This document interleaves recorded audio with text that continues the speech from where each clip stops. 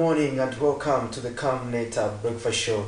I'm Patrick Soko, and interesting enough, here on Camnet TV every time on Thursday we bring you nothing but governance, policy and political matters.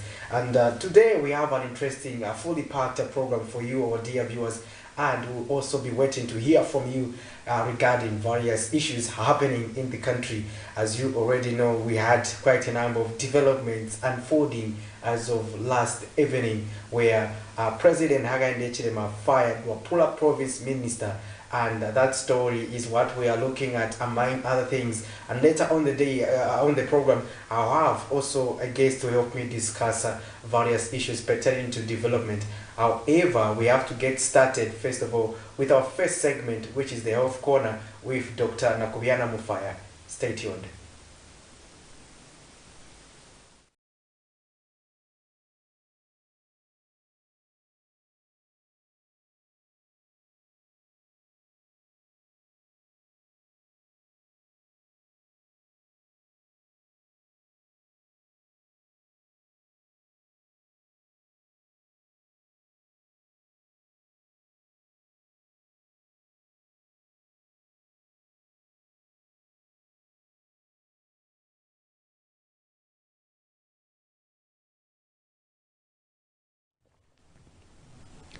Good morning and welcome to the Health Corner here on the Breakfast Show. I am Dr. Nakubiana Mufaya. So this week we are talking about pneumonia, and yesterday we talked about some of the signs and symptoms of pneumonia. We say that pneumonia can present with a cough. Patients who have pneumonia could have a cough, they could have fever, or have difficulties in breathing, where they're breathing too fast, and sometimes they would have chest pain as well. So today we'll talk about the diagnosis and treatment of pneumonia. How is it diagnosed in the hospital and how is it treated? So in terms of diagnosis, you'll be taught to do a chest x-ray, which is the main thing that you have to do if you have pneumonia. So the chest x-ray will be able to show where the pneumonia is, or where the infection is in the lungs, and it will be able to show the extent of the disease as well. It can also show if it's not a pneumonia and if it's any other condition that is there in the lungs. If you have probably water that has accumulated in the lungs, it can also be seen on the chest x-ray. It can show if it's just, for example, TB in the chest. It can be seen on the chest x-ray. So it's important that the chest x-ray is done if you are going to be able to tell if someone has pneumonia. The other tests that can be done are blood tests, and these will be able to show that there's an infection going on, and it will show also how much blood you have, if you have the normal amount of blood and other chemicals in the body, if they're within normal ranges as well. Then the other tests that can be done to confirm pneumonia, or to confirm what type of bacteria is causing the pneumonia, is a test called sputum microscopy culture insensitivity. So this is a test that is done on the sputum. So you'll be asked to produce some sputum, or to cough and produce some sputum, and take it to the lab, where it will be tested to see what type of bacteria is in that sputum. And when they identify the bacteria, then they can also identify what type of medication can be used to cure that bacteria. So it's important that you submit a sputum sample to the lab, so that we can tell whether it's a bacteria, or if it's not a bacteria, then is it a virus or is it a fungi. So sputum samples are very important, and you need to submit those samples so that we can be able to tell and treat you correctly with the right medication. So talking about treatment, there are different treatments that can be used for pneumonia, and it will depend on whether it's a viral infection or a bacterial infection, or if it's a fungal infection. So it's not all pneumonias that have to be treated with antibiotics. Some pneumonias will need antifungal medications because it's a fungi that is causing the pneumonia. So people who don't like to go to the hospital to get tested, it would be a disadvantage to them if they only treat themselves at home without going to the hospital, because if it's a fungal infection and you use back antibiotics, for example, then it means that you're not curing that fungi and it's going to continue growing, and by the time you're getting to the hospital, then it has become a severe disease. So it's important to get treatment early. You go to the hospital and receive the correct treatment for the infection that you're having. So if it's a viral infection, usually there are antivirals that can be used depending on what type of virus it is. Sometimes with viral infections, they resolve on their own, so it would go away on its own because it's a virus, and so we can't use antibiotics for it. And there's some viruses that are self-limiting, so they will go away on their own after some time. So that is how pneumonia can be treated in the hospital. And depending on what type of pneumonia, like I have said, you'll be given the correct type of treatment. So make sure that you go to the hospital to get the correct treatment from the doctor, and do not self-prescribe medication at home. So today we're talking about the diagnosis and treatment, and we say that to diagnose pneumonia, you need to do a chest x-ray, you need to do a sputum test, and you also need to do some blood tests. Then for treatments, you can have a viral pneumonia or a bacterial or a fungal pneumonia, and so the treatment will be different. Make sure you go to the hospital to get tested and to be able to determine what type of treatment that you need for the pneumonia that you have. I do hope you have learned something. Make sure you watch again tomorrow, where we'll talk about how you can prevent pneumonia at home and what are some of the complications that can arise if you don't treat pneumonia early. So make sure you watch tomorrow again. Invite your friends to watch as well. And if you have any questions, you can reach out to me on Facebook at Dr. Nakuyana Mfaya. I'll see you again next time. Stay blessed and stay healthy.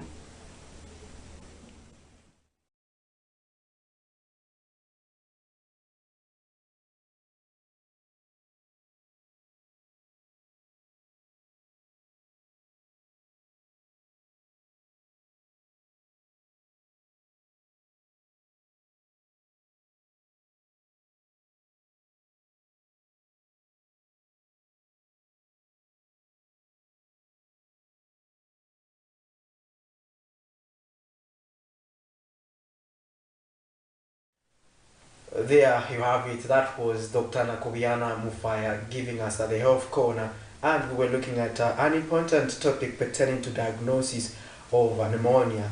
I hope you managed to learn one or two things. Dr. Nakuyana Mufaya is also available in case you want to ask some questions that you may have on various diseases. She is able to provide that basic understanding, and you can also reach out on our YouTube page, as well as get in touch with us here on Camnet TV on the numbers that are usually on the screen, or go to this live broadcast and leave us a message. She will be able to attend to your concerns or queries, and that's on the health corner. Now that we are done with the health corner, we also have to get familiarize ourselves with how the kwacha is performing against other major convertible currencies.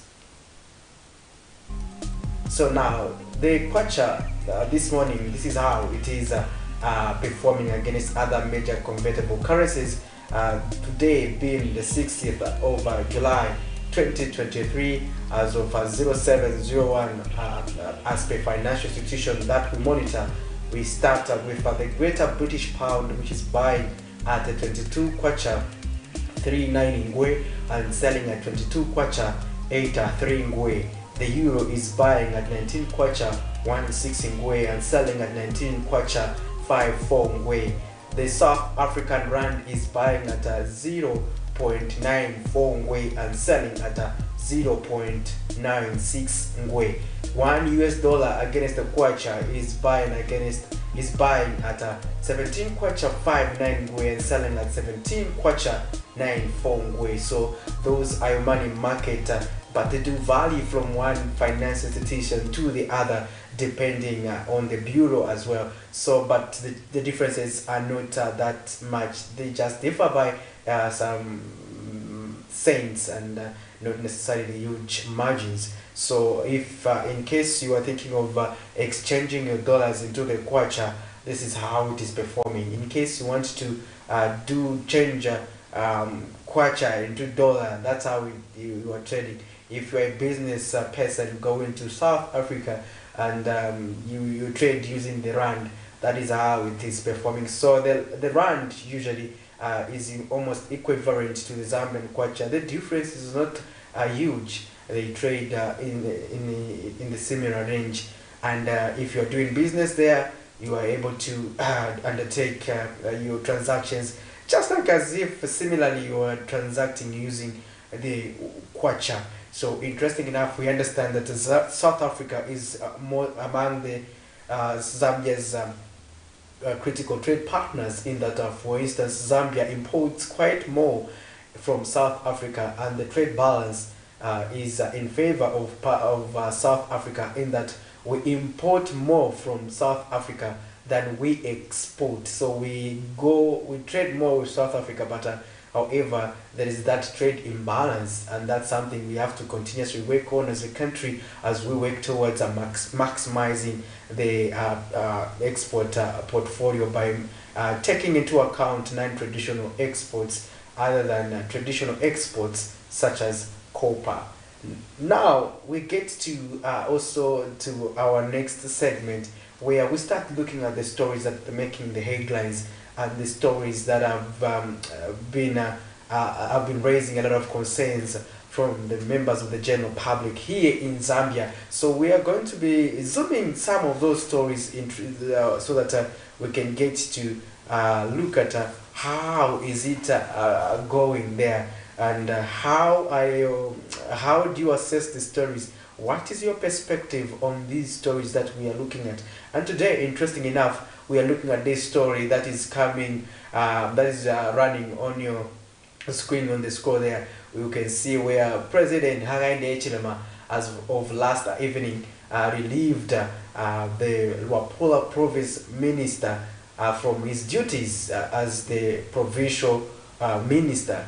This is on account of suspected allegations pertaining to the Sujirite scandal. Interesting enough, also we saw that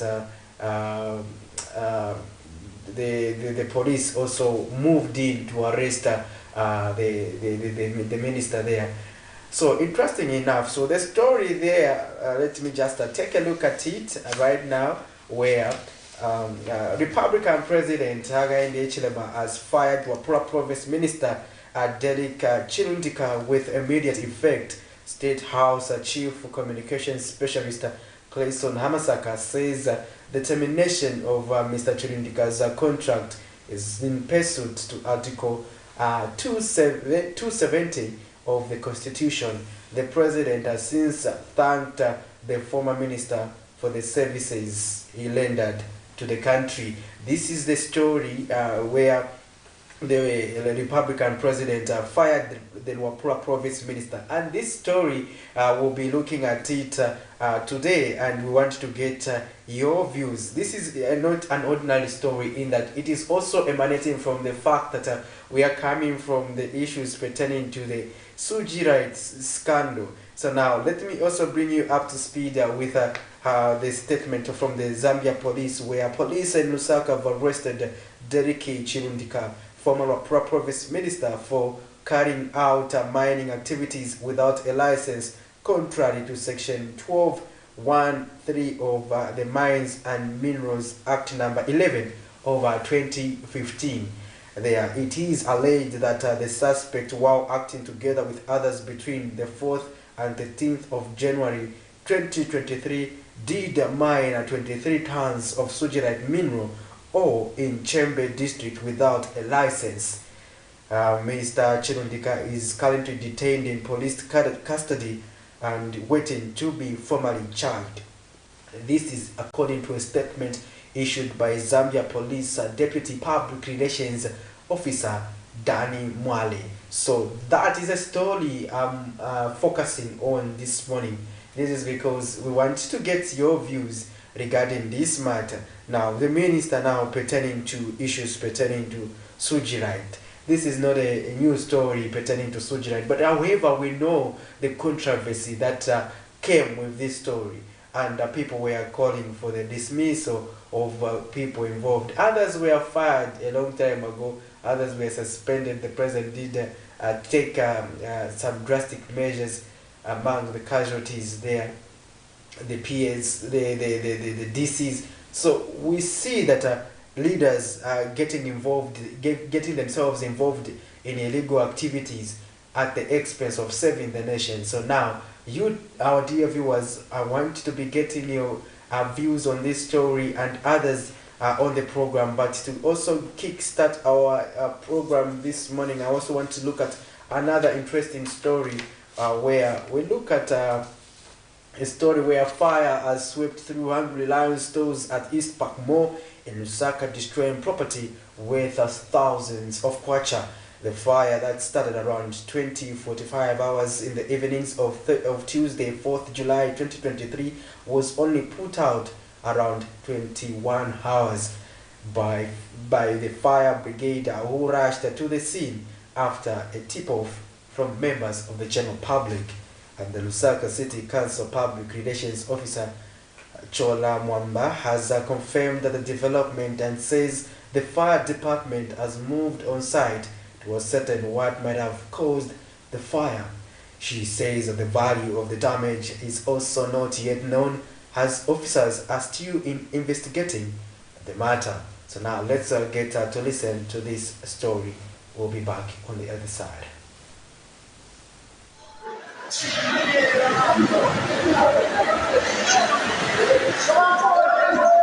Fire has swept through the Hungry Lion storage at East Park Mall in Lusaka, destroying properties and goods worth thousands of kwacha. The fire that started in the evenings of Tuesday, 4th July 2023, was only put off around 21 hours by the fire brigade, who rushed to the scene after a tip-off from members of the public. And a check by Camnet News Wednesday morning found works to repair the damages had already begun, while management at East Park Mall and Hungry Lion were not ready to speak to the media. But Lusaka City Council Public Relations Manager Chola Mwamba has confirmed the incidents and says no life was lost, while the value of the properties destroyed has not yet been assessed. The local authority would like to confirm that there was an incident of fire at Hungry Lion East Park Mall last night around 20:50 hours. A team of firefighters was sent on the ground immediately, received a report from members of the public that there was fire at Hungry Lion, and they managed to put off the fire by 21:50 hours. And already an investigation team is on the ground to establish the cause of fire and its origin. And also, of course, the fires caused damage to a lot of things, including furniture, accounting papers, foodstuff, and the paper packs that are used for packing food. And then also the valuation experts are going to be on the ground to establish how much has been lost in the inferno. For now, some businesses near this gutted store have since been closed, and the shop owners are optimistic that works will be completed soon so as to allow their businesses continue to operate and cover up for the lost time. Prudence Chota reporting for Camnet TV News. Thank you for staying with us on the Camnet Breakfast Show. And we were looking at that interesting story there where a fire gutted Hungry Lion at East Park Mall, and there the council also giving an update, the story done by Prudence Chota. And now, in case you also want to contribute to that story, you can come through and be able to give us your views and your perspective on the matter. And the topic of discussion is, what are your views on the firing of Luapula Province Minister Delika Chirundika? This is in a case where he is accused of being involved in the Sujirite scandal. this is not a simple story. It started a long time ago and has ignited a lot of issues, and there's been a lot of concerns from members of the general public. And this is also a taste of the UPND administration regarding fighting current corruption. Remember that President Hakainde Hichilema has been on record saying that he wants to fight past, present and future corruption. Does this also signify government's commitment to fight current corruption? Well, you, our dear viewers, will be getting your views on this story and others that we are looking at this morning on Zooming the Headlines on Camnet TV Breakfast Show, Thursday edition, Governance, Policy and Politics. Remember that we are also streaming live on our Facebook page as well as on YouTube. You can leave us a message there, and also remember to like our page and also share with others to also like our page, and so that we can keep growing together. And every time we go live, also make sure that you also click that notification button so that you can be notified every time we have live programs here on Camnet TV.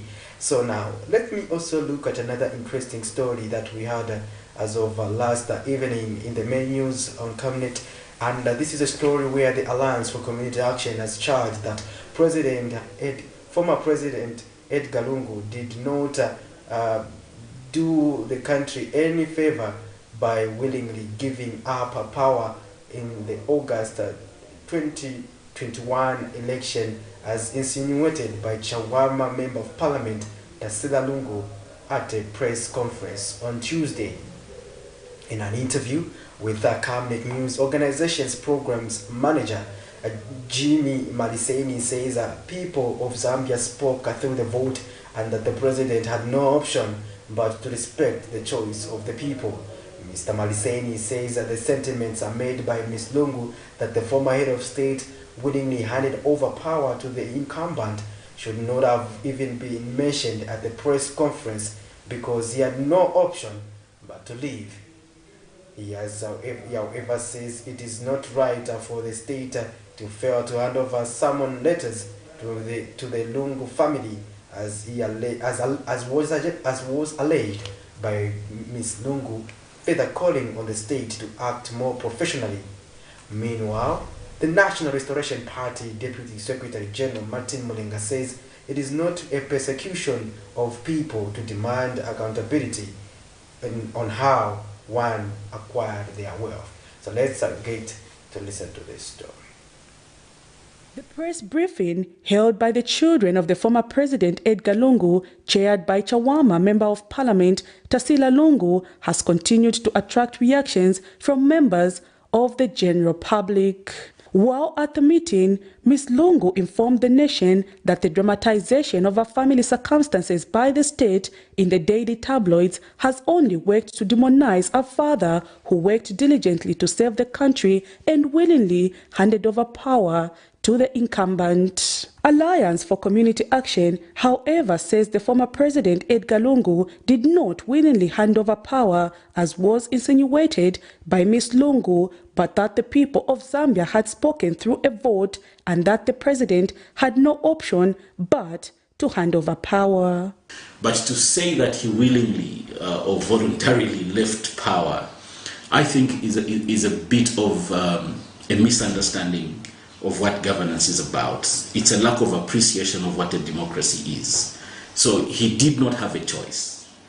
Power never belongs to those that hold it at any given point. I actually agree with people who say nobody actually holds power for themselves. Power is held in the interest of the people and also in trust of the people. So it really is an insult to our democracy. It's an insult to the integrity of the Zambian people, that people that leave power must be seen as benevolent, as kindly actors, as good people.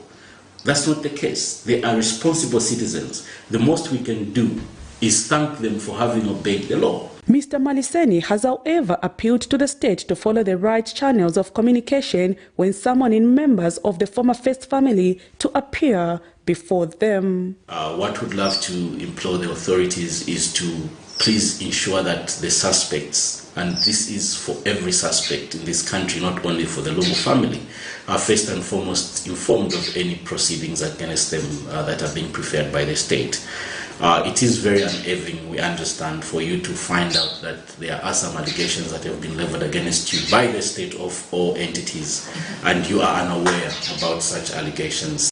Meanwhile, National Restoration Party NAREP Deputy Secretary General Martin Mulenga says no one is immune to the law and that all those who serve in public offices should account for their wealth without attaching emotions to the matter. And the Sila must just own up and understand that law is for all of us.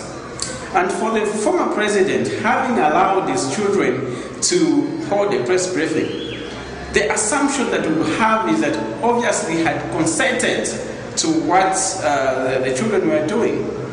We find that, again, very disturbing because he's a lawyer and he understands what it means in terms of the respect of the laws that we have for this country. For now, all the Lungu family has called for is not to be judged by the court of public opinion, but allow the courts to determine whether they are guilty or not. Prudence Chota, reporting for Camnet TV News. Well, there you have it. That's the story there done by Prudence Chota, and talking about the issues pertaining to the press conference that was done by the former First family children, and they were expressing quite a number of concerns pertaining to what they termed as victimization and their demonization in social media and orchestrated by the government based on their allegations. The government has, however, refuted such claims, and during the same press conference we were privy to some information that the president willingly handed over power, the former president.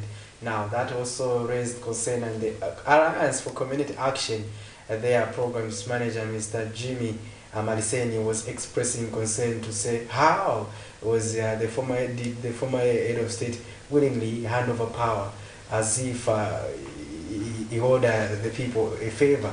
Now, the issue is that people made their decision via the vote. That's according to Mr. Maliseni there. Weighing in on that issue pertaining to the press conference that was held by the former First family. And in studio, I'm joined by my colleague Nelson Zulu. Good morning, Mr. Zulu. Good morning, Mr. Soko. How is the weather? No, the weather is just okay. You know, we're in London now, so we just need to adjust. London weather. London weather. Yeah, interesting enough. I'm looking at a story there coming from the former First family, and Mr. Maliseni, the program's manager for Alliance for Community Action, was expressing concern that at the time willingly giving up power in reference to former President Edgar Lungu was not supposed to have been added to the statement. What's your perspective on that? I think Mr. Maliseni could be right, because constitutionally, when you lose power, you have to hand over to someone who's won an election. So basically, I think the argument that is being given by Mr. Maliseni could stand and could be valid, because we are having a background of, if someone loses an election, there's a constitutional mandate to ensure that that person hands over power to someone who's won. So where's now the willingness coming from?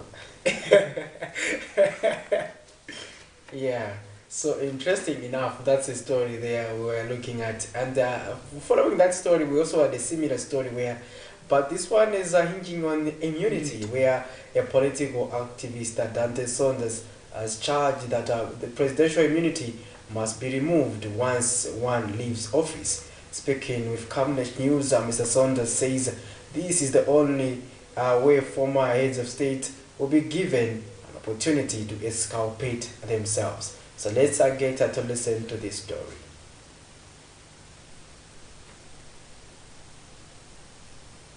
It seems the former First family ignited fire following a press conference to speak against what they termed as victimization by the United Party for National Development Administration, claims the government has refuted. Governance actors and social media commentators have been adding firewood to the conversation to expand the flame by coming up with their own interpretations. Appeal to all of you is to allow us to defend ourselves in court. The dramatization of our circumstances by the state in the daily tabloids has only worked to demonize our... The statement that they must not be tried in the media, but the courts has reignited a debate on stripping off the immunity of former President Edgar Lungu so that he can clear himself before the courts on allegations of having presided over a corrupt administration. Political activist Dante Saunders notes that the issue of presidential immunity will always be resurfacing every time one leaves office. Hence, it is important that the matter is permanently addressed. Speaking with Camnet News, Mr. Saunders, however, notes the need to have consensus on this subject. And in the Constitution, we must have that after the 2 terms that he serves in the office, if he serves 2 terms or 1 term, whatever the case may be, not more than 2 terms, his immunity must fall aside when he leaves office. For a period of, let's say, even 90 days or 120 days, so that it will give people an opportunity and a chance to be able to question the outgoing president as to whether he took the right steps for the right decisions, or the right decisions that he made on behalf of the people of this country. In cases of, for instance, if you look at the last government where they had no respect for the rule of law, and so on and so on, you know, those kind of things should be brought up. But you can't bring it when he's still enjoys immunity. Patrick Soko, Camnet News. Well, there you have it. Interesting story there from political activist Dante Saunders, who was sharing his perspective pertaining to removing the presidential immunity once one leaves office. Nelson, are you aware of these discussions pertaining to immunity? Yeah, I'm privy to such discussions, and I feel this discussion has resurfaced on and off at different times, different intervals. So long as we're just from an election, we've got a new president. But from my end, I've never seen significant steps being taken, because it has always been, let's remove the immunity of the former president, let's do that, let's do this, but it didn't materialize. So hopefully now that this debate is resurfacing and people are trying to pump some more fire to ensure that the immunity of the former Republican president is actually lifted off, we hope to see what really is going to happen. But I like the perspective that Mr. Saunders was bringing in, to say on the period of 90 days or 120 days, to question the former, to say how are your decisions, so that after that period as well, they go back to the respect that should be accorded to them as a former Republican president. I think, to me, I would subscribe to that perspective. Interesting. So that's an interesting story there. But like Mr. Saunders was overall suggesting a broad perspective on addressing the issues pertaining to immunity. If you look, if we work on our constitution to make sure that that issue is permanently addressed, that would be a good undertaking, because at the end of the day, I don't think there's any head of state who has served in Zambia who has not been threatened by the issue of immunity. We saw that, for instance, when Mwanawasa took over, it did lift the immunity of former president then and the late president Frederick Jacob Titus Chiluba, and we saw him being subjected to various lengthy court processes. Now, we also saw that, for instance, when the PF took over office under the late Michael Sata, Rupia Banda was also a casualty of this subject, and that his immunity should be lifted. And those activities had progressed, not until former President Edgar Lungu reversed that those issues pertaining to the prosecution of the former and late President Rupia Banda. Now, After the ECL left office, Mr. Zulu, we saw that now the current president, Hakainde Hichilem's administration, also there are various members of parliament, there are various players who are also suggesting the immunity of former president Edgar Lungu should be lifted so that he can be given an opportunity to clear his name. So this subject, Nelson, has been with us for a long time. It keeps coming and going. But how do we permanently address this? Because I know that even after President Hichilema leaves office, others who come in will also suggest that probably we should lift the immunity of HH. Now, that is also going to be dragging us to the same conversations we are having this morning. So the long-lasting solution is we find a better way where we embed it in our constitution, and so that like probably Mr. Saunders suggested that we address it in the sense that we give window, like after one leaves office, there should be a period when they can be tried if at all people feel there are certain questions they need to answer. Then after that, they can be restored with their immunity and they continue to live as a statesman. So those are debates that have to continue, and Zambians will have to continuously discuss and find amicable ways of getting to consensus. I know consensus building is not easy because there are always divergent views from those for and those against. Yeah. But however, in the rule of democracy is that sometimes the majority do take prominence. So, but we hope that as we talk about conversations around constitutional reforms, those are issues that will be accommodated and part and parcel of our discussions. Now, right now, we are also going to look at a story where Lusaka Magistrate Sylvia Munyinya has wondered why the state machinery is failing to find former President Edgar Lungu's special assistant for politics, Kaiza Zulu. This came to light when an arresting officer Friday Marikau disclosed that Mr. Zulu is unwilling to meet his sureties. This is in a case where Kaiza Zulu is facing 2 counts of failing to appear before the nearest immigration officer and failing to surrender a diplomatic passport. So let's get to listen to this story. We'll be back and keep it on Camnet. Pressure is mounting on Chilubi Member of Parliament Mulenga Fube as former President Edgar Lungu's special assistant for politics, Kaiza Zulu, is nowhere to be seen before the court. Mr. Fube and Lumezi lawmaker Monia Zulu, who has also not availed himself before the court, are sureties to Mr. Kaiza Zulu. When the matter came up for the return of the bench warrant, Kaiza Zulu's arresting officer, Friday Marimakau, told the court that Kaiza is unwilling to meet with his sureties. Officer Marimakau assures the court that a joint operation has been instituted to bring former President Edgar Lungu's political advisor, Kaiza Zulu, and his surety, Lumezi Independent Member of Parliament, Monia Zulu, to court. But Lusaka Magistrate Sylvia Munyinya wonders why the entire state can fail to find Kaiza Zulu and his surety Monia Zulu, who is in hiding.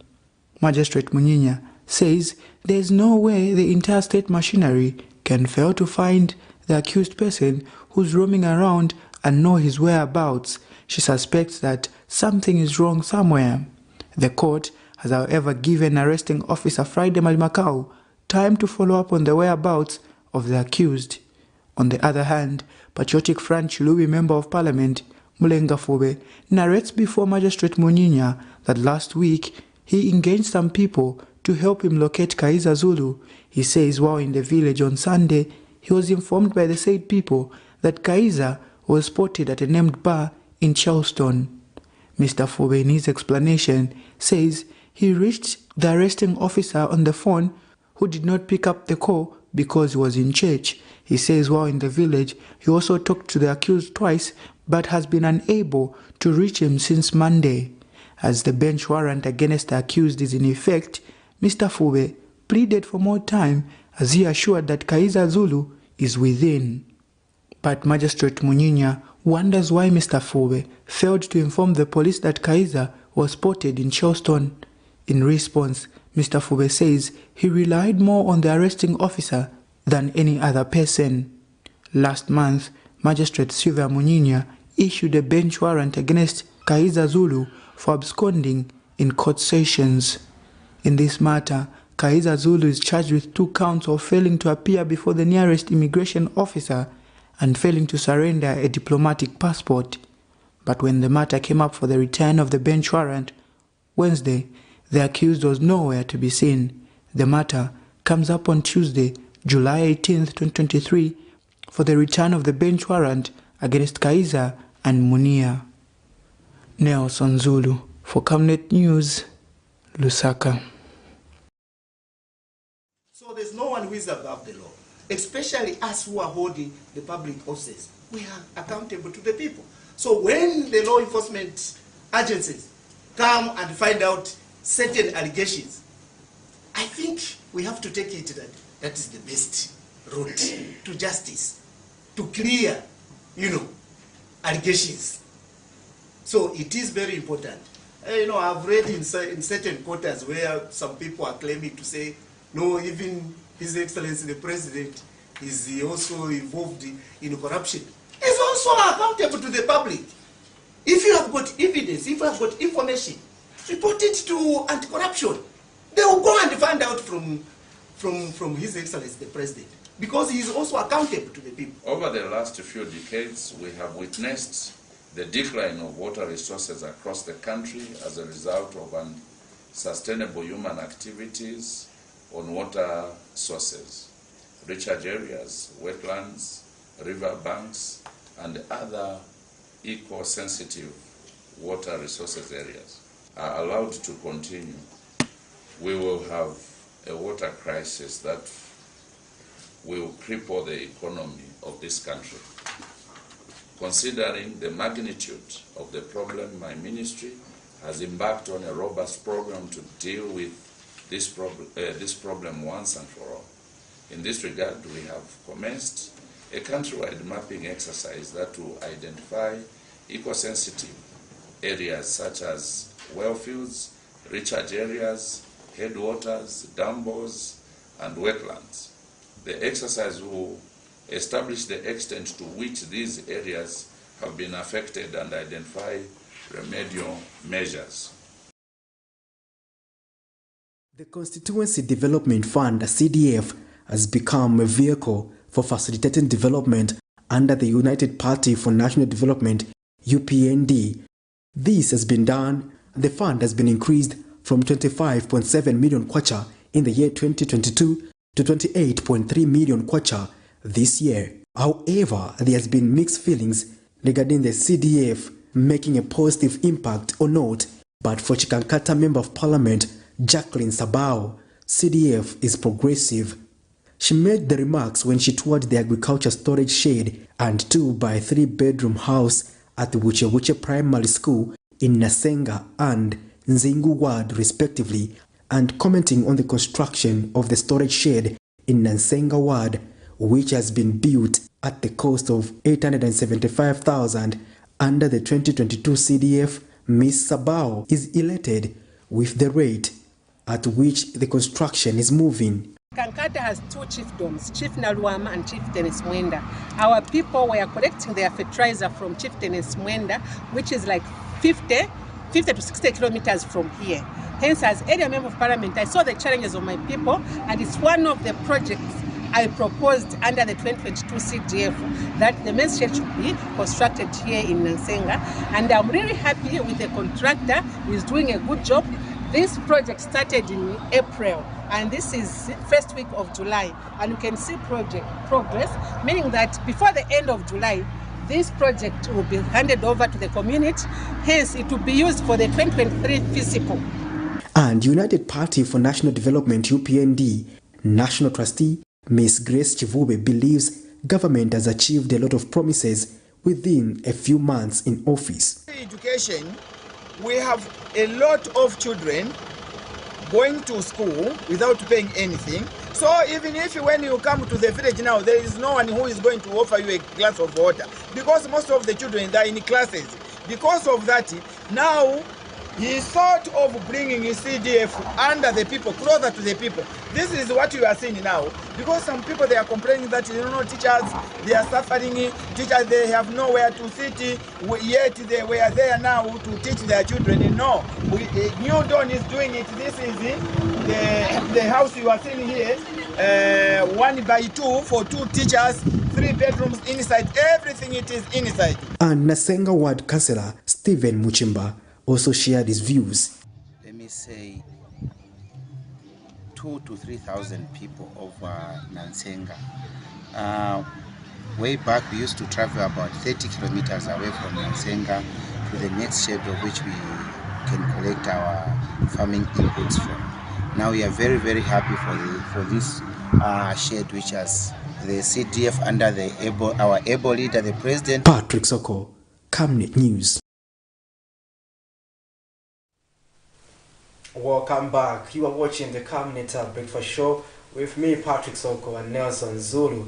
And we were looking at some of the stories that were making the headlines in the Camnet News as of last evening. Interesting story they are coming from Chikankata and talking about how the CDF is working among them. That's those are some of the projects that the area member of parliament was showcasing. Now, interesting enough, in studio I've been joined by Katuwa constituency member of parliament Mwebashike Nkulukusa, who is going to help us discuss issues pertaining to the Constituency Development Fund, CDF, as well as how it is applied in Katuwa constituency. Remember, our topic will be looking at rural development while utilizing CDF, and Katuwa is among those rural constituencies that are also near to cities like Lusaka and Central Province. Now, good morning, Honorable. Good morning, and thanks to be here. It's my first time to be here. Indeed, so it's great. Indeed. We are also happy that we are hosting you for the first time, but we hope that this is the first of the many engagements we are going to have. Yeah. To get started, first of all, I was looking at a story there in Chikankata, first of all, on how CDF is working. According to the MP there, CDF is progressive. Now, is it the case for Katuwa constituency now that we have an expanded CDF from 25.7 million kwacha for 2022 to 28.3 million kwacha for 2023? How is it going in your constituency?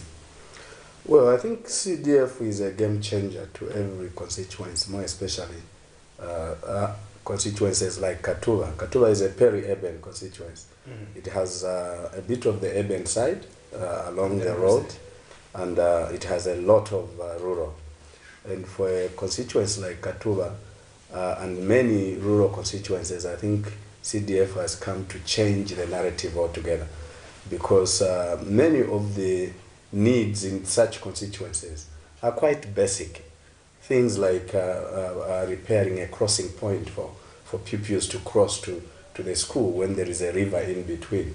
Things like a blown off house, things like an extra classroom block for teachers, things like water reticulation.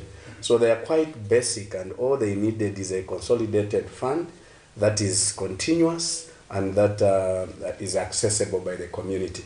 And that is exactly what the president did. Of course, you cannot solve all the problems in one CDF or 2 CDFs. Mm-hmm. The needs were so many, and there is the issue of prioritization. And people are eager to see that as many problems as possible are sorted out.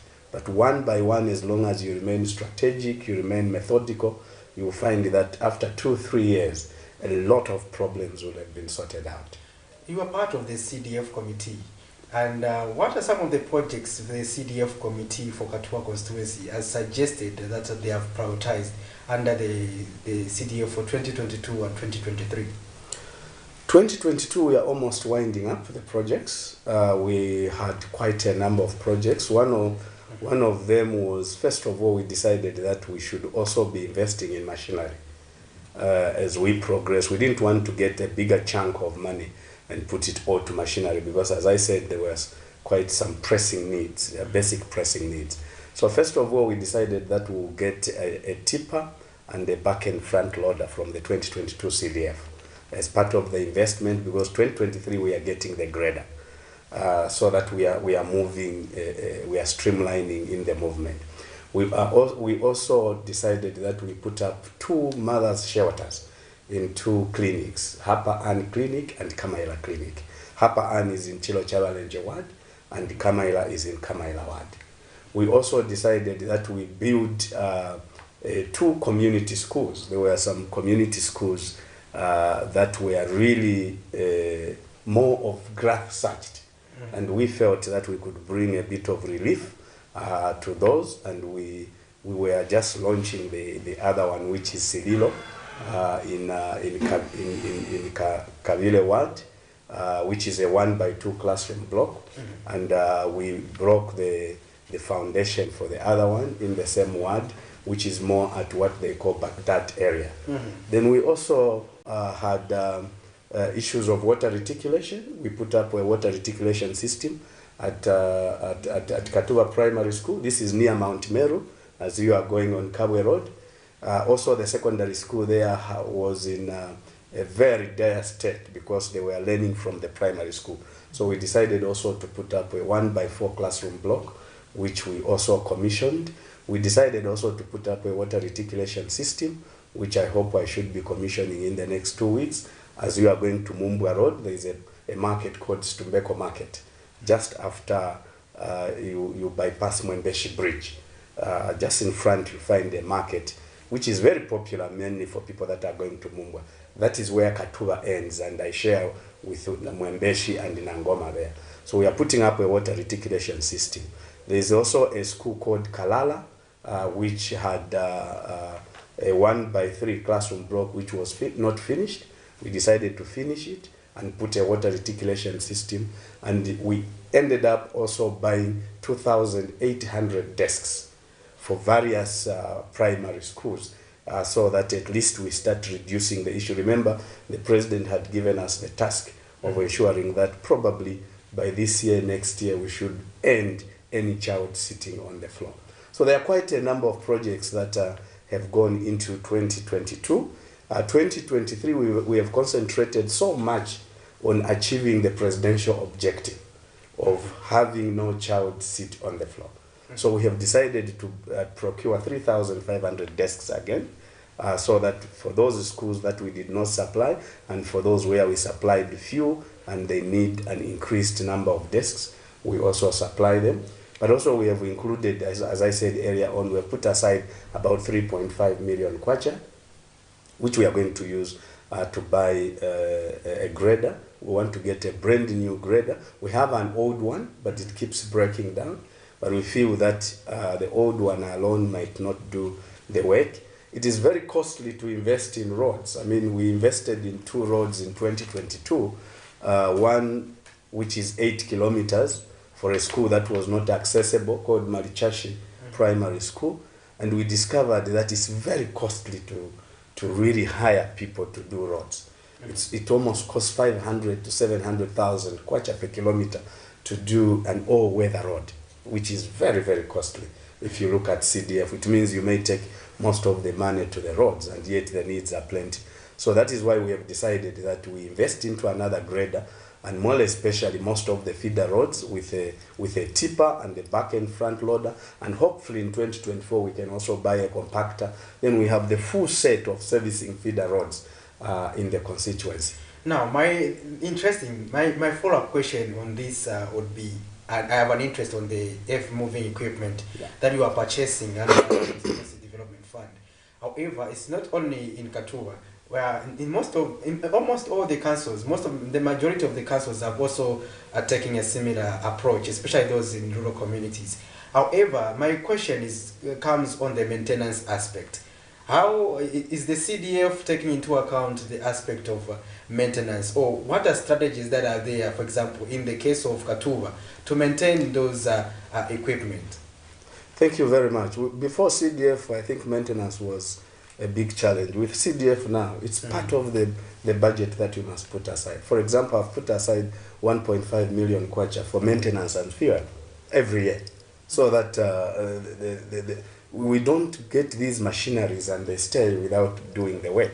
So 2023, I've put aside aside 1.5 million kwacha, 500,000 kwacha for maintenance in case of a breakdown. We don't expect in the next 2 years the brand new grader to have major maintenance issues, but the old one. Already for 2022, we had put about 400,000 kwacha for maintenance. I think we are only remaining with 100,000 kwacha. It keeps breaking down.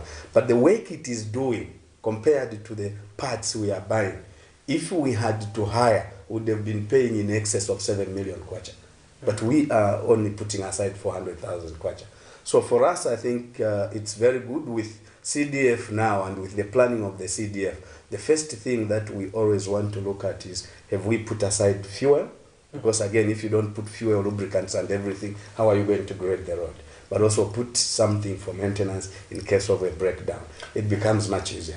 Before I move on from this subject, there's another suggestion that has been made forth. I don't know if probably you are privy to this. For instance, you are under CDF, for instance, we see a lot of collaboration with other players like the police, for example. They're getting the benefits because almost each constituency, the police will benefit for to have a vehicle. A vehicle, yes. So now, others have also suggested, why don't we also make sure that the Zambia National Service also works with councils to make sure that they help in terms of managing the vehicles, especially under CDF, these moving equipment, to be managing them as the ZNS, because they already have experience, especially in terms of the roads, so that the council is working in tandem with the Zambia National Service. But the Zambia National Service in turn also creates employment opportunities for young people. I don't know if such, what would be your perspective to such suggestions? Because some people we have hosted on this program have suggested such an approach.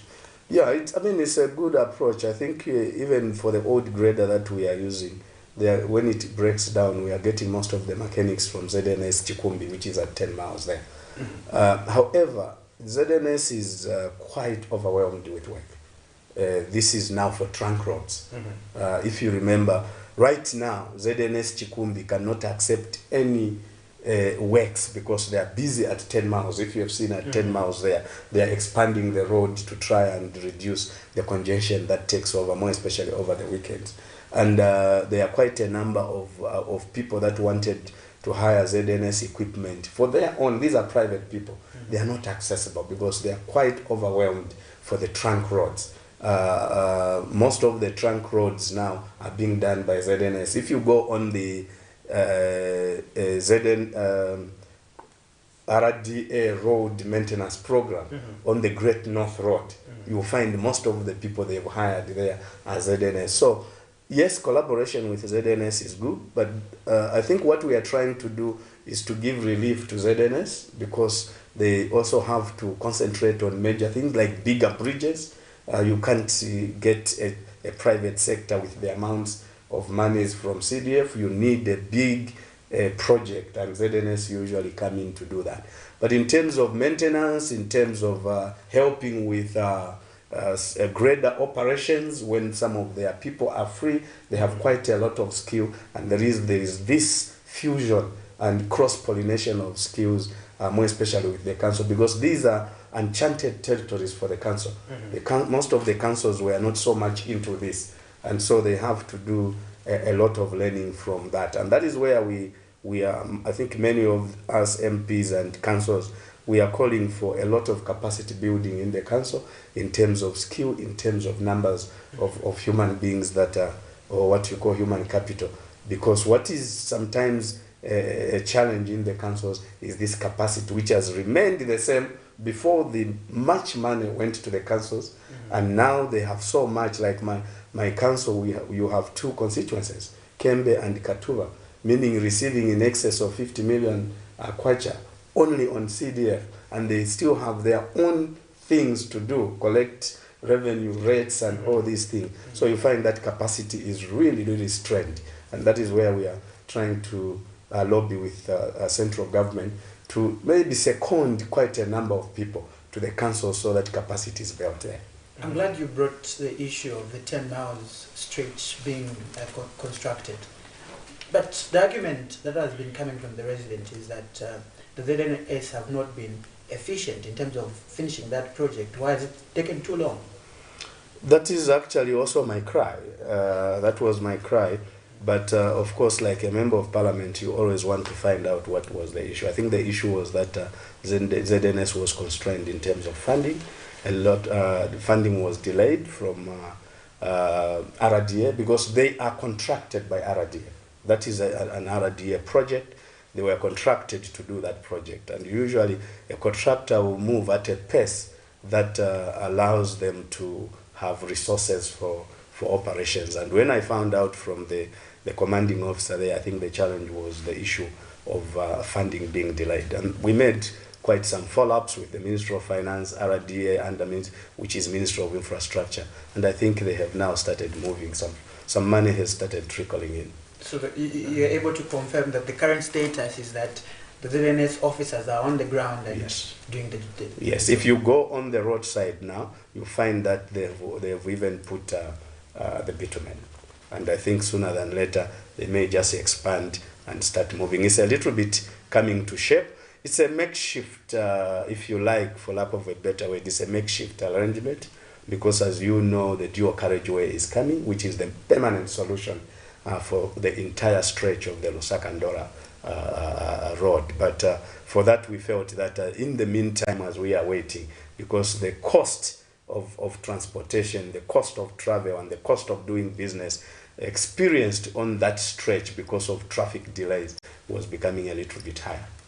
Interesting. Now, Honorable, another interesting issue that we hear on Camnet TV, when we had the breakfast show on Monday and Tuesday, we had quite a number of concerns from members of parliament coming from the opposition. Yeah. For them, they are claiming that CDF has been difficult to implement, especially unlocking resources. I'll give you an example for Chawama constituency. For example, people were complaining that they have no mortuary. But previously, when we queried, they said 2022 CDF was to cater for the provision of a mortuary. But they are saying that the funds are not being unlocked. That's the feedback we got from the area member of parliament. And in the case of the member of parliament for Pambashe constituency, Mr. Ronald Chitotera, he was saying that there has been a lot of people with political interests like cadres who want to be contractors, and that sometimes if a contract does not go in their favor, they petition and they would want until they get the tender. Now, and that process of petitioning takes about 6 months, and that's hindering progress. And he was saying that that is happening in the opposition constituencies now. What would you have to say about that? Because from your explanation, for me, it seems that things are moving smoothly according to Katua constituency. It also depends on the expectations. I think one thing that is very clear is that when it comes to a little bit of delays, you can't avoid them in public resource utilization. One of the reasons is that it is part of the way to protect public resources. Public resources, if they can easily be accessed, like personal money, just know that it is going to be looted. And one of the systems to protect it is to put a system of how to access it so that it creates a trail for audit. Otherwise, you are going to lose this, and the objective of taking development to the people is going to be. So I understand, because my background before was I worked in public institutions, and I know in public institutions, even just to get a lunch allowance, you needed to fill in quite a number of forms because you need to protect that money. That process is part of protecting that money. But what becomes a challenge is if the delays are too much. Okay, if, for example, up to now you haven't started implementing 2022 projects, then that becomes a concern. And I can agree with you that sometimes it can be issues to do with selfishness, issues to do with corruption, issues to do with connivancy, because beyond corruption there is connivancy, where the law is completely followed, but people are conniving, and which is not good, because either those in connivancy, people will delay deliberately to create an emergency situation so that then they can jump the process and abuse public resources. So yeah, I mean, it depends on, and that is where I think as members of parliament we need to come in quite. I can understand for councils like Lusaka City Council, you are getting almost, is it 8, 9 constituencies? Exactly. And all the funds are coming to the council. I can understand the pressure that they would be going through, but I wouldn't understand the pressure from a constituency like where my brother Ronald Chitotela is coming from. That is a rural constituency, usually smaller, almost like mine, and I think the process must be as faster as possible than for a town a council which usually hosts so many constituencies and they have too much funds to look into. Usually it's the cry even in my constituency, this has delayed, this has delayed. Usually there are normal delays that you need to explain to the people. That you need, for example, if you are going to put up a road, you have no choice but to follow the RDA Act on how you can privatize, you can advertise, how you can get bids. You need to brief those people. You need to visit the places of where the road is so that when they are quoting, is it a bid with a fixed budget or is a bid with an open budget? So there are all those processes, technical issues that need to be taken into consideration. But usually during CDF meetings, once the approvals have come, sit with the council and say, how long are we going to do this? Let's give ourselves 1 month so that at least this process is finished.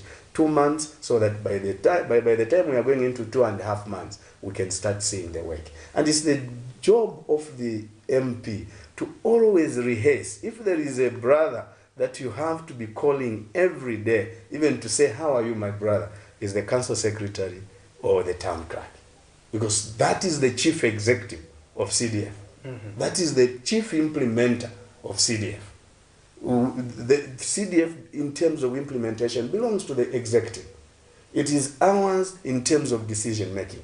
As CDF committee, we are like board chairman. But there's the CEO who needs to move the company.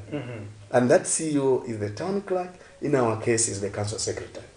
And so the more you push him and the more you create a team to work as one, the more he understands or she understands the need and the pressures that you go through as a member of parliament, and the more he wants to become handy to come and, like for my council secretary, he's been fantastic. It's unfortunate that they have transferred him. He is saying bye. I think he's going to Northwestern Province, but it's a big blow to Chivombo because he's been quite handy. And you can imagine, he was so passionate that he was saying, Honorable, before I go, we have 2 more projects to launch. I want to make sure you launch these projects. It is the building which has finished for a major street. Yes. And also it is a mother's shelter that has finished. And he wants to make sure that before he finally moves in, within these 10 days that he has to move, he wants to make sure that we hand over. That is the passion you need to create, and sometimes it takes you, because as an MP or as a CDF chairman, you are like board chairs, and your job is to motivate the council secretary, through the council secretary, the team. But as I have said, there are challenges. There are no challenges. And if there were no challenges, then why should we be leaders? We are leaders because we must solve some of the challenges that we face. Interesting. Well, dear viewers, you are watching the Camnet Breakfast Show, and in studio today we have the Katuba constituency member of parliament, Mwasheke Nkurukusa, and is going to help us discuss various issues. In case you're just joining us, we have missed quite a lot, but you can still catch up because we are still unpacking various projects under the CDF in Katuba constituency, and looking at some of the pitfalls and how we can overcome them. In case you want to give us that message, you can do so on our socials, on our Facebook page as well as YouTube. Remember that we always stream live at the Camnet Breakfast Show. Just go on this broadcast and leave us that message, and also encourage others to follow and like our page, as well as share this conversation this morning which we are having. And to continue with our discussion further, Honorable, you mentioned an aspect of, for instance, constituencies like, okay, let's say district like Lusaka, where we have a lot of constituencies under the Lusaka City Council. Now, there's also, we know that under the previous administration, we had embarked on a process to ensure that we have many civic centers at constituency level. Now, how would this also tally towards, we are aware that, for instance, the government did launch the decentralization policy, and also the funds are already decentralized as we speak. But how will these mini civic centers help to strengthen community engagement and also making sure that people participate and get too involved with affairs of their communities? Yeah, I think the mini civic center's main objective is delivery of service to the communities. Strategic direction, strategic planning still remains at the main civic center, because it is anchored under the town clerk or the council secretary. For example, in Katuba we have what we call a sub office, which is more of a means of the civic center. At Zanga Zanga, which is 6 miles. The idea was was to say, look, Chivombo is so big, one of the biggest when it comes to landmass. I mean, you are talking of just when you leave Mandevu and almost when you are getting into Kabwe. All the western side of it is Chivombo. Partly when you are in Katua, both the west and the east. But as you start leaving Katua from the toll gate, the east starts becoming Chisamba, the west is still Chivombo. And you go to share with Mumbwa, you go to share with Northwestern, you go to share with Nangoma. So you can see how big the area is. And we felt that for Katuba, it is good we have a sub-office so that most of the services that are aimed at delivering service to the community, things like getting a council permit, fire permit, people don't have to travel all the way to Chivombo. They go to the sub-office at Zanga Zanga. But when it comes to the implementation of CDF and planning and having what you call procurement committee meetings, they are chaired by the council secretary. So it has to go back to the main office, because that is now strategic. We remember in leadership, we say the back ends at the final man.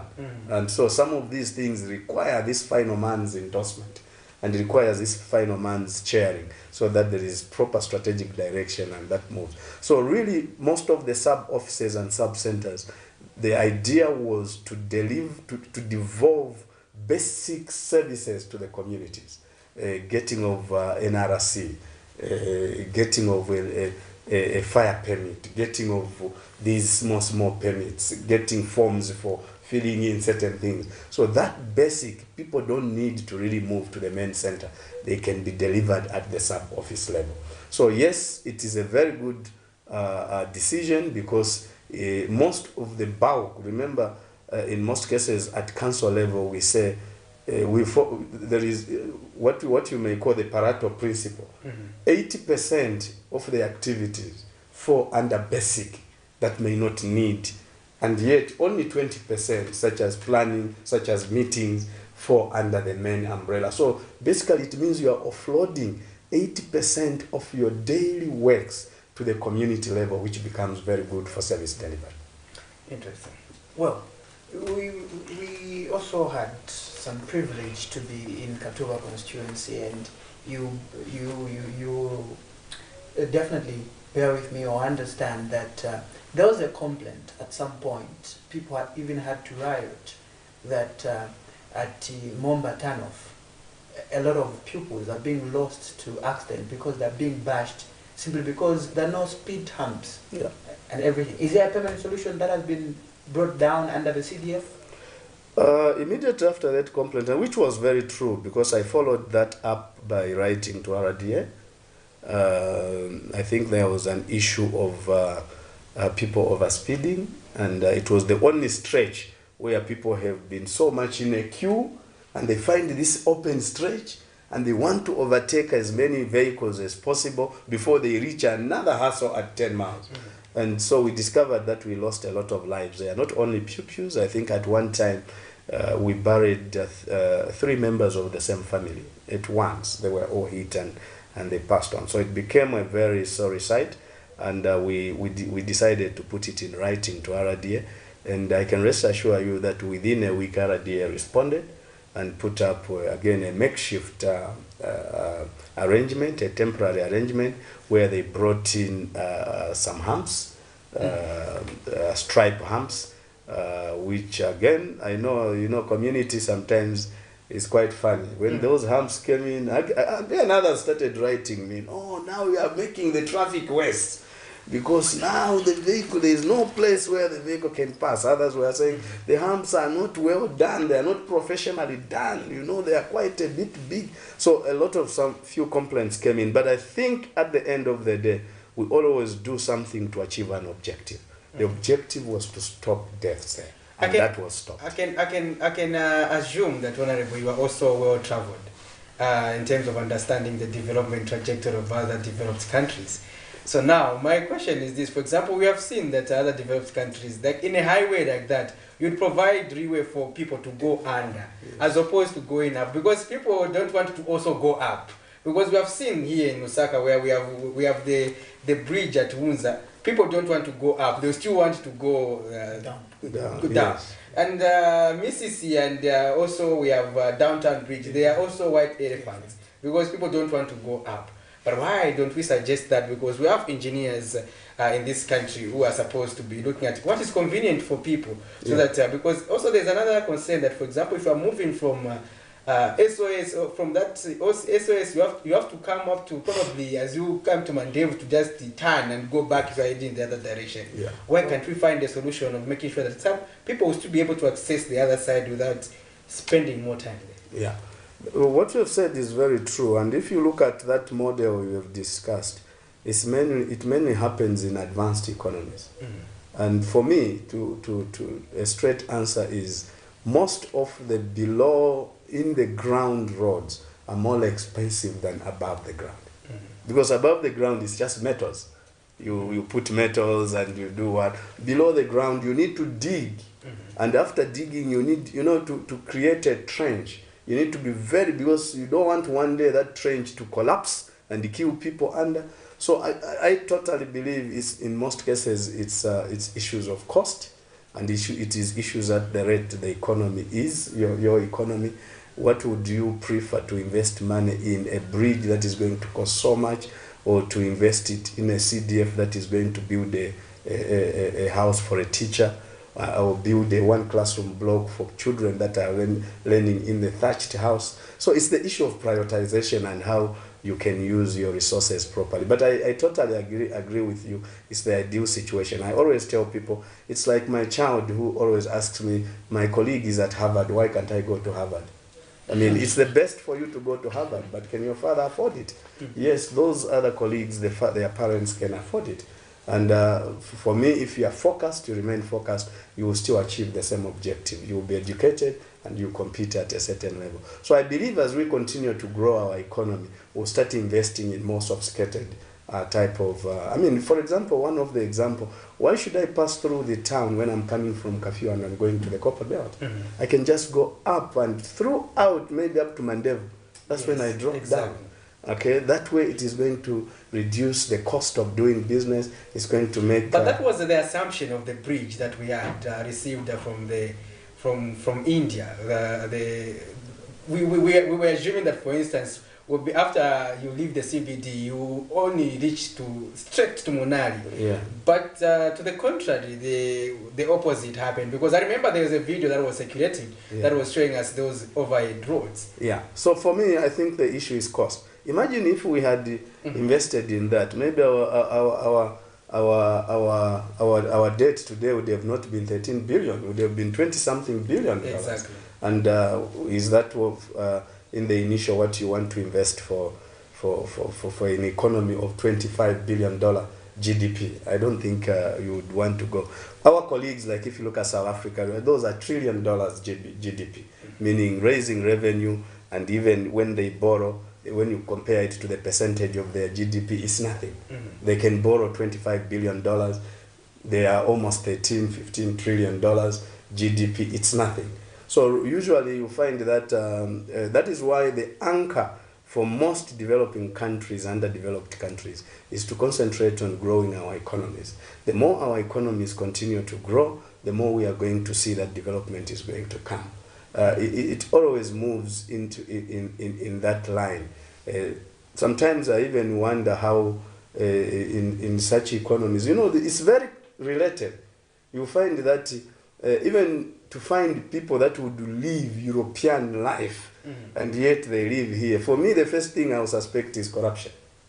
Because it's very related how big your economy is and the people that live in that economy and the infrastructure in that economy and the lifestyle in that economy. They're all related. You move to, in Africa, for example, the 4 biggest economies, South Africa, Nairobi, Cairo, Egypt, you find that immediately you arrive there, because the economies are big, the infrastructure will be big, the lifestyle will be different, everything will tell you. So for me, it's purely resources. I don't think it's lack of engineers. Engineers are there, everything is there, but it's the prioritization. I would not, if it were me, to say you put up such an infrastructure at the cost of children having one teacher at Kabile day school, one teacher teaching all the classes. I think we'll be selfish that we want to live this life, but we don't want to give a future to posterity. Yeah, interesting. But also there's an argument that if there's no life, then there will be no government. Whom are you going to lead if there are no people? Yes. So at the end of the day, we also have to look at those, It's true. at those It's aspects. true. So now, interesting enough, in case you are just joining us, you are watching the Camnet Breakfast Show, and it is the time for the interview, and we are discussing development issues. For instance, we have seen that there's been rejoice to the debt restructuring process, and others have criticized this, others have toasted to this. But as a parliamentarian, what would be your opinion on Zambia securing the, at least for now, on a state-to-state basis, relief of about $6 billion United States dollars? What would be your perspective? What does this mean or translate to the people you lead? It's one of the greatest things that you can ever get to restructure your debt. I mean, without giving examples, we never wanted Zambia to get into the likes of what our colleagues across the Zambezi are going through. I can rest assure you that with defaults on debt, that is the direction we were going. And to remove the train from going into such plunging to go into a better direction where at least the stability of the economy, the fiscal space is protected. It's a great achievement, I think, for the government and for the people responsible, the president, the minister, and the team. For me, what that simply means is that what is most important is not the debt. I think it's the responsibility on ourselves. We have seen even at personal level. I used to work in an institution where some of the colleagues would be captured in debt, completely captured. The whole of the salary is going because the bank says you can only get 60%, so they went and got 60%, and then the remaining 40% they went to Kaloba. And when time came, I remember when I was director marketing at Zambia Tourism Board, one of my HR officers resigned because of people that were coming every month when they hear he's gotten. Let me interrupt you before you proceed on every corner. Hello, you are through to the Camnet Breakfast Show. Good morning. Good morning. Yes, ma'am. Fine, and how are you, sir? Very fine. Your name and where you are calling us from? Okay, this is Mike from Katuba. Mike from Katuba. All right, you can go ahead with your contribution. Okay. My question is, Honorable, good morning. Good morning, good morning, thank you. Yeah. This problem of business, right? You are aware, this is just one of the business of the question, and majority of the residents there, most of them are employment and they pay that is their donation. So on top of that, we find that the majority of us again put our students together to make the road, using the funding of our budget. So my question is, what plans do you have for future growth? Because I don't think they are tired of contributing for that front in terms of rating. Because the past few months, I'm sure you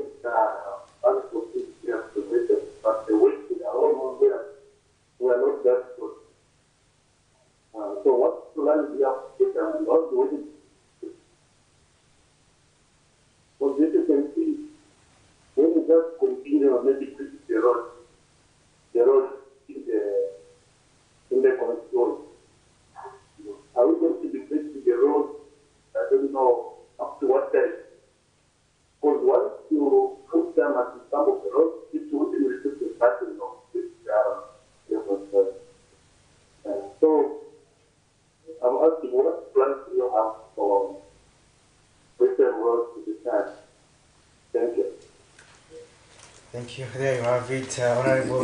Thank you. Yes, thank you very much. The Prism Road is the road as you just go down on Zanmuone, yes. And it turns left. And I think the question is what plans do you have? We have quite a number of roads in Katuba that if we had our way, they would have been better being at bituminous standard. It is that road, Prism Road, because it moves from there. It goes to join the new road, which basically bypasses the town. Remember, there's a bypass road that goes into Chilanga from 6 miles there. And it's that road that goes. And when I talked about Katuba being a peri-urban, that is the word that makes it peri-urban. It's called Chungawa. Yes, a lot of people have moved from Lusaka to go and settle there because it just annexes Mandevu and Matero. What separates is just a small river called Chunga River. So the whole of Zanmuone West and Zanmuone East is what really makes, and the population there is quite huge. I would have loved personally that road gets started, and we are continuously pushing that road finally gets started, because that's the permanent solution for that road. One, the population is huge, so you create a lot of dust by putting dust. Right now, it's continuously trying to ask those people that do ethanol to bring molasses to try and put and reduce the dust. Those are all makeshift plans to try and do what we can now, but knowing that the ultimate is a 7.2 kilometer road. It simply means that if I am to think of making it a tarred road, I'm sure you know that a tarred road costs around $800 to $1 million per kilometer. So it means that CDF you can't even think of taking CDF there. Then for the whole period of my 5 years, I will only do Prism Road. And the rest remains the houses, the whatever, and definitely they wouldn't even allow, because that's not what CDF is meant for. So the idea is that we have continued to lobby, and I think I will combine it with what you said. What is the benefit of the debt rescheduling? And that's where maybe the debt rescheduling comes in, because then there will be a little bit more resources that is going to be left for infrastructure development instead of going to pay debt. So with this coming, the lobbying is that road, I have 3 roads that primarily are agent for putting bituminous standards. Number 1 is the Prism Road. Number 2 is the road, if you are going to cover at DMI, there is that road makes a U, it comes out from 15 miles. It's called the Chikumbi Road. Okay. It is approximately about 15 kilometers to 20 kilometers, somewhere there. So it turns off there at DMI, it goes into, is it Samsid, and then goes and makes a U, and that's the same road that comes out into the main road at 15 miles. If that road is tarred, I'll be one of the happiest MPs, because then all those people that live around that area, even if inside the feeder roads will be a bit bad, it will reduce the pressure, because there will be. Number 2 is the road. If you look at the 10 miles road, it was only tarred for 14 kilometers up to the palace. That road is supposed to go and join Kembe constituency after crossing Kalola River, going into Kembe Institute, and it gets into the road that comes at Landress Corner. It's the same road, and that side it goes to Mumbwa. It is about 70 kilometers from 10 miles, so if you remove 14 kilometers, you are looking at about 56 kilometers that require to be tied. All these 3 roads are actually already registered to the Minister of Infrastructure. The issue is to continue pushing. As soon as we are allowed and a bit of resources have been approved, definitely we would want these roads to be done. And initially, the minister was saying, look, once we have a little bit of space in terms of resources, why don't we be doing some kilometers every year? Because to dream of doing everything at once is not possible. In most cases, you always measure the amount of water you put in a pot based on the minimum you have. So the idea is, yes, we really want these 3 roads there. great roads, they need to be done. I'll be one of who doesn't want to be an MP who comes out and people say he did these roads. Everyone wants to leave a legacy. But I also understand when the minister says, look, we still have pressures on the resources. When the debt issue was there, I think everything was, look, it's better we postpone certain things than to plunge into a debt crisis and move into how our brothers across the Zambezi would be. So with this debt restructuring, I think our push for many of us MPs to seek for such capital investments, those are not current investments where CDF can be put. These are real capital investments. We feel that we can start pushing the ministries, including a level 1 hospital. I don't have any level 1 hospital. 10 years ago, Katuba was only 72,000 people. This census, which has ended, has put Katuba at 215,000 people. So you can imagine we have grown by more than 100% in just a decade. What more the next decade to come? Interesting. Now, Honorable Nkurukusa, there's also another interesting issue we continue to get, especially from members of the community, regarding members of parliament, councillors. We want to understand, first of all, as an individual, how often do you also seek to engage the members of your constituency to explain to them these important issues pertaining to development, the inadequacies and also the progress being made? How often do you do that? Because the concern, like the general feeling people have, is that most MPs, when they are elected, they vanish. They remain in Lusaka. They don't go back to their constituencies to just engage the people. Yeah, it's a double-edged sword. I can rest assure you, I would love to see one person who says, I do it 100%. I don't think there is any. It's not a possible thing to do. But what is important is to do your best to your abilities. I mean, for example, I was on Tuesday, this Tuesday, lucky enough it was a holiday. I had taken advantage of taking both Monday and Tuesday because of being a holiday. Today is not possible. We have parliament at 14 hours. And they're like, when we close parliament, sometimes we have committee meetings. We are going to inspect, like when we closed last time, I was in a team. I belong to a committee called Government Assurances. And we were inspecting projects in the northern Ruapula and Muchinga provinces of what government has assured the people there, and to see whether they had delivered on those. And if they had not delivered, why? What expenditures are going on, wastages and opportunities. And that's not easy, because you go out maybe for 2-3 weeks trying to inspect those projects and bring the reports to the Honorable Speaker so that they can be debated in Parliament. So you find that there is a lot that is really required. I didn't know when I was director, it was very easy for me to stick to my diary. I would make a 1-month diary and say, this week, this is what I'm going to do. On this day, this is not when you're a politician, because everything comes in at once. So what is important is to do your best to meet these people. I went to Namayani on Tuesday to meet people. Usually what we are doing now is to give them progress of what we have done for 2022, what we have planned for 2023, and what other projects outside the CDF we are doing, so that people appreciate how we are moving. And then from there we invite questions for people to respond. So it requires time. It also requires resources, by the way. If you want to be a very unpopular politician, go and gather people and don't feed them. They will be very unpopular. They will tell you he has come all the way to come and make us stay with hunger. Just to greet them. So you need to do an all-round preparation in terms of resources, in terms of time. You need to find time, but you can't be 100%. But I think you can do the best to your ability. I tend to feel for my colleagues that come from, say, for example, from Chilubi Island.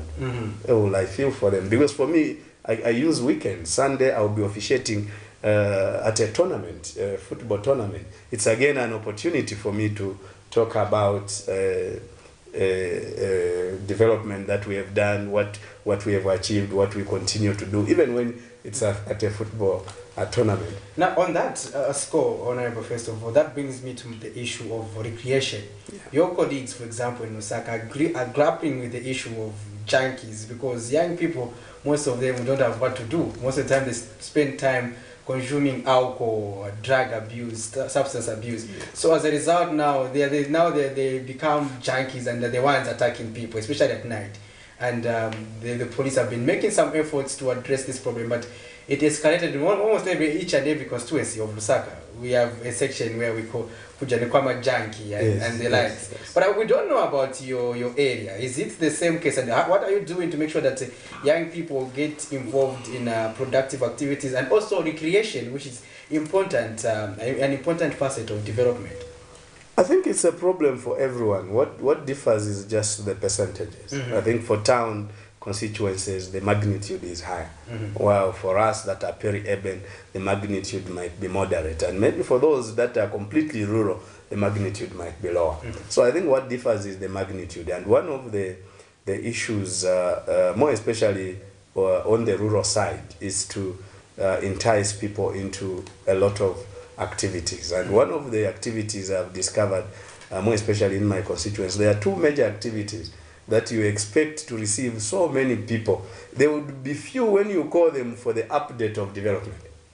But when you organize a soccer tournament, or it's a church gathering, the youths are meeting over, it's predominantly Seventh Day. My constituency is predominantly Seventh Day. There are other churches, but I think over 70% of the population are Seventh Day. So you find huge. So we take advantages also to work with the churches and see how they can put recreation. But soccer is, now there is a lot of netball. You know, it had gone a bit low in constituencies.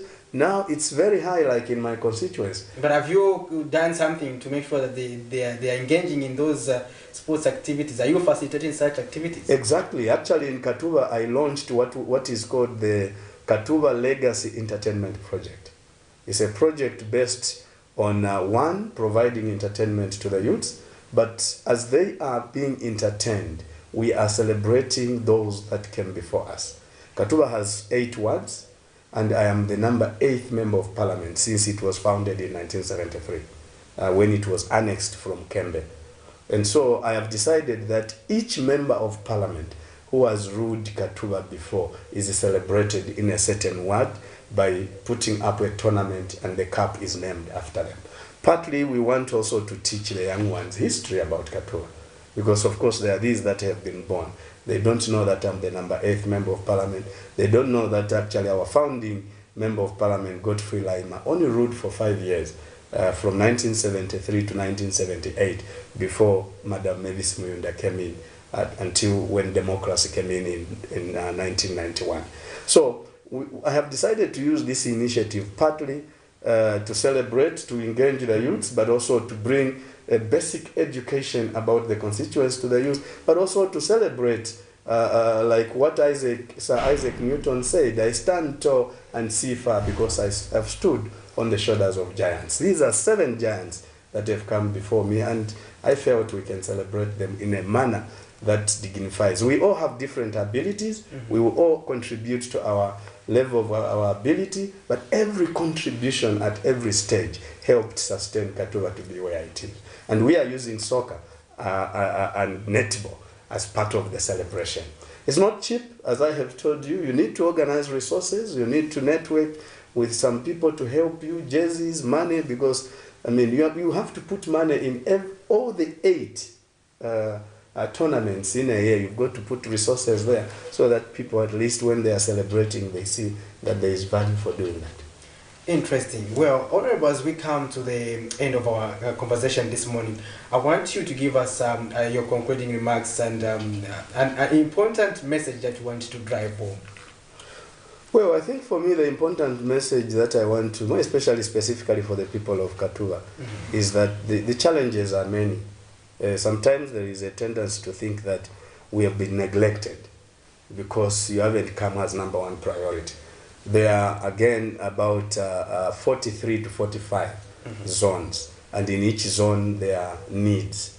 And what we are doing is to systematically and methodically identify these needs, start sorting them one by one, and I can rest assure the people that give us 2 to 3 years, you will see that at least we'll have reached 70–80% of having sorted out most of the basic needs in Katula. So we have just started. The major CDF we have used is 2022. We still have a long way to go. We mean well, and we want to ensure that we leave a legacy that is based on honesty and integrity. Excellent. Well, quite interesting there. We've had an interaction with Katua Member of Parliament Mwewashike Nkulukusa, just discussing rural development under the Constituency Development Fund. It has been myself and Patrick Soko trying by all means to bring nothing but development to your screen, and you get to understand what really is happening in Katua. But for now, we leave it at here and continue watching Camnet TV, not just another channel.